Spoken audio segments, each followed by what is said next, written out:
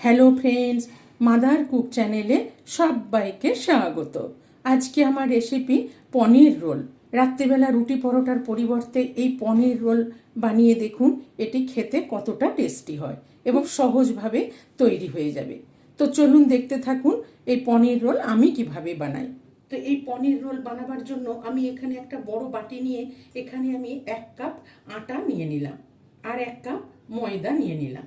আপনারা চাইলে শুধু 2 কাপ ময়দা দিয়েও করতে পারেন। তো আমি এখানে আটা ময়দা হাফ হাফ করে নিলাম। এবার আমি এখানে দিয়ে দেবো স্বাদ মতন লবণ। আটা ময়দা লবণটা একটু ভালো করে মিশিয়ে নেব। মিশিয়ে নিলাম। এবার এখানে দিয়ে দেবো 2 চামচ মতো রিফাইন্ড অয়েল। আপনারা চাইলে এটি ঘি দিয়েও করতে পারেন। দিয়ে ভালো করে আটা ময়দার সাথে মিশিয়ে নেব। আটা ময়দার সাথে আমি মিশিয়ে নিলাম।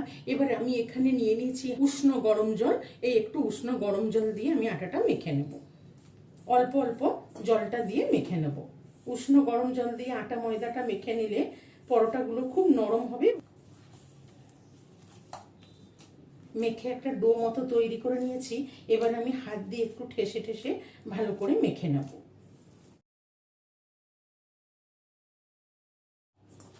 দেখুন, খুব সুন্দর একটা নরম মসৃণ ডো তৈরি করে নিলাম। এবার একটু তেল হাত করে আমি এই ডোটার মধ্যে গুলিয়ে নেব। এবার এখানে আমি একটা ভেজা তাওয়েল নিয়ে নিয়েছি। ভেজা তাওয়েলের মধ্যে করে ঢেকে রেখে দিলাম। আধ ঘন্টা মতো রেস্ট হতে দেব। এবার দেখুন স্টাফিংটা বানিয়ে নেব। তার জন্য পনির নিয়ে নিয়েছি 200 গ্রাম। পনিরটাকে আমি একটু কেটে নেব।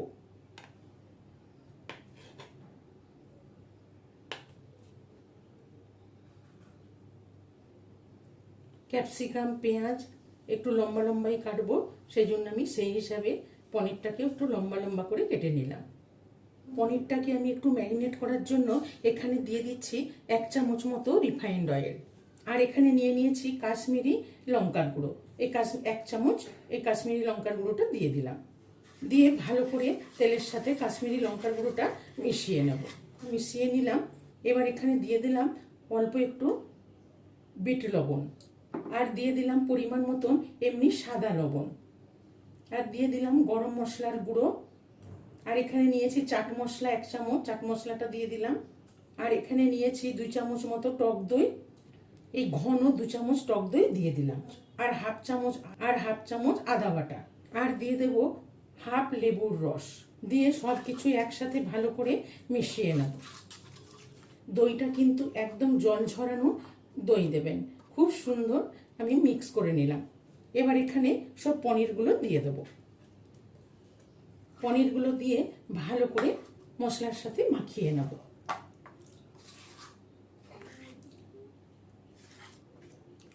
দেখুন ভালো করে মিশিয়ে নিলাম।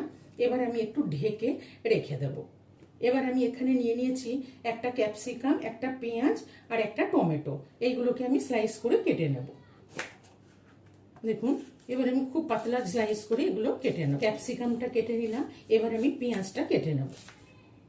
খুব পাতলা পাতলা স্লাইস করে কেটে নেব।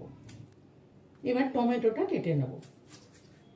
টমেটোর বীজটা ভেতর থেকে বের করে নেব। টমেটোর বীজগুলো বের করে নিলাম। নিয়ে টমেটোটাকেও খুব স্লাইস করে পাতলা পাতলা করে কেটে নেব। সবগুলো পাতলা পাতলা করে কেটে নিলাম। এবার স্টাফিংটা তৈরি করে নেব। স্টাফিংটা তৈরি করার জন্য গ্যাসে আমি একটা ফ্রাই প্যান চাপিয়ে দিয়েছি। দিয়ে 1 চামচ মতো তেল দিয়ে দিলাম। তেল দিয়ে ফ্রাই প্যানটা ভালো করে গরম করে নিলাম। এবার এখানে দিয়ে দেবো ম্যারিনেট করে রাখা পনিরটা।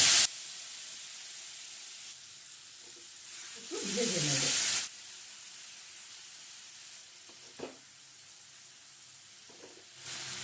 দেখুন পনিরটা হালকা করে ভেজে নিলাম। এবার এখানে কেটে রাখা ক্যাপসিকাম, পেঁয়াজ, টমেটো সব দিয়ে দিলাম। আর এখানে 2টো কাঁচা লঙ্কা কুচানো দিয়ে দিলাম। দিয়ে এই পনিরের সাথে একটু ভেজে নেব। উল্টে পাল্টে একটু ভেজে নেব।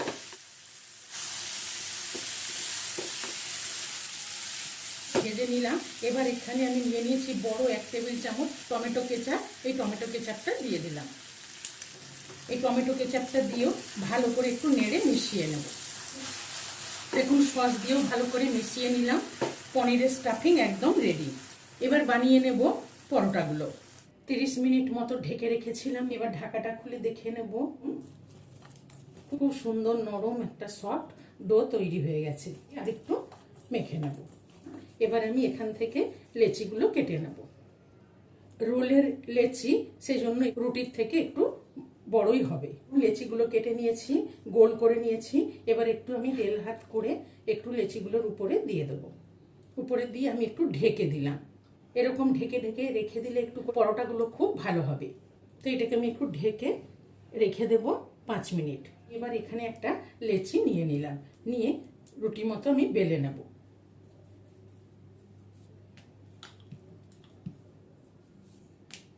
আমি একটা রুটি মতো বেলে নিলাম, নিয়ে আমি এবার একটু এরকম করে ডবল করে আমি একটু ফোল্ড করে নেব।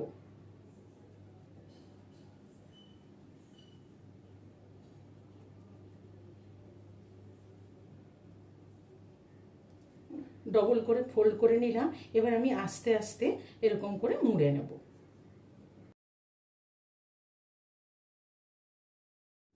দিয়ে দেখুন একটা লেচি করে নিলাম, দিয়ে আবার আস্তে করে বেলে নেব।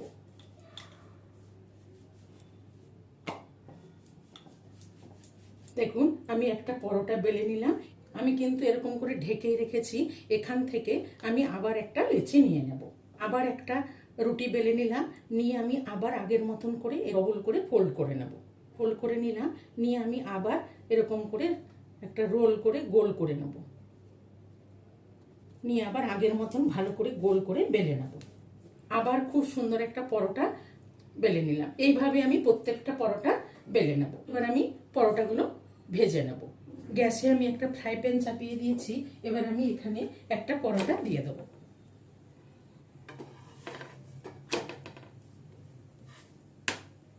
খুব বেশি লো করে পরোটাটা ভাজলে শক্ত হয়ে যাবে, সেই জন্য মিডিয়াম টু হাই ফ্লেমে পরোটাগুলো ভেজে নিতে হবে। দেখুন পরোটাটা সেঁকে নিলাম। এবার উপর থেকে আমি তেল দিয়ে দেবো।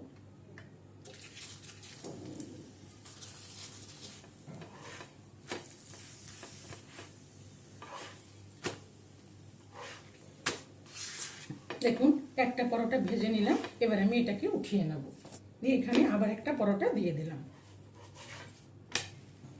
দুই পিঠটাই ভালো করে সেঁকে নিলাম। এবার আবার তেল দিয়ে দেবো। এই পরোটাটাও ভেজে নিলাম, এটাও তুলে নিলাম। এইভাবে আমি প্রত্যেকটা পরোটা ভেজে নেব। এবং পরোটাগুলো ভেজে নিলাম। এবার রোলগুলো বানিয়ে নেব। এবার এখানে দিয়ে দেবো স্টাফিংটা। মাঝখানে স্টাফিংটা দিয়ে দেবো। স্টাফিংটা দিয়ে দিলাম। আর এখানে আমি শসা, পেঁয়াজ, গাজর কুচিয়ে রেখেছি। একটু শসা, পেঁয়াজ, গাজর উপর থেকে দিয়ে দিলাম। আর দিয়ে দেবো অল্প একটু গোলমরিচের গুঁড়ো। আর এখানে দিয়ে দেবো উপর থেকে একটু টমেটো কেচাপ। আর দিয়ে দেবো একটু চিলি সস। দিয়ে আমি পনির রোলটাকে এইভাবে ফোল্ড করে নেব। দিয়ে আমি এখানে একটা বাটার পেপার নিয়ে নিয়েছি। এই বাটার পেপারের মধ্যে আমি রোলটাকে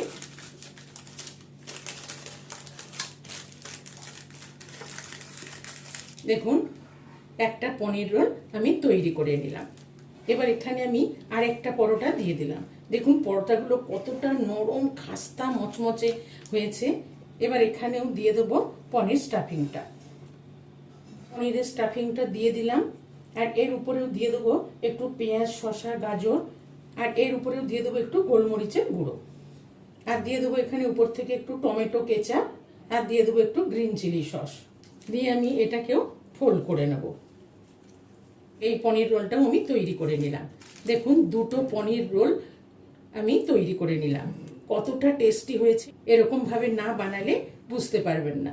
তো এই পনির রোল রেসিপিটি ভালো লেগে থাকলে মাদার কুক চ্যানেলটিকে লাইক, শেয়ার এবং সাবস্ক্রাইব করার অনুরোধ রইল। পাশে থাকা বেল আইকনটা প্রেস করবেন। যখনই আমি নতুন কোনো ভিডিও আপলোড করব আপনাদের কাছে নোটিফিকেশন পৌঁছে যাবে। সুস্থ থাকবেন, ভালো থাকবেন।